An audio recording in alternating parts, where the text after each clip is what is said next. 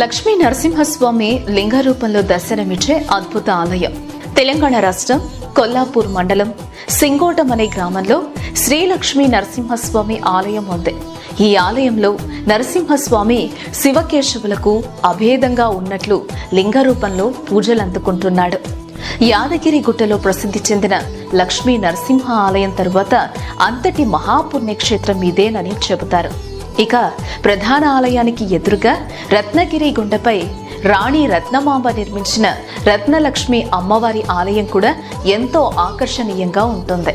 సుమారు 1000 సంవత్సరాల క్రితం సురభి వంశానికి చెందిన సింగమనాయుడు అనే భూపాలుడి పాలనా కాలంలో చిన్న ఆలయం నిర్మించగా నేడు అదే ప్రాంతంలో అతిపెద్ద ఆలయం నిర్మించబడింది.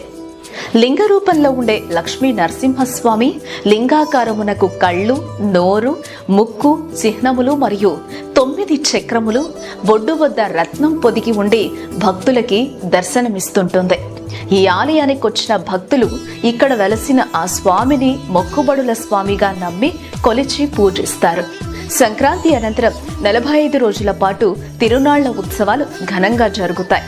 జాతర సందర్భంగా స్వామివారికి కళ్యాణం, రథోత్సవాలు ఘనంగా జరుగుతాయి.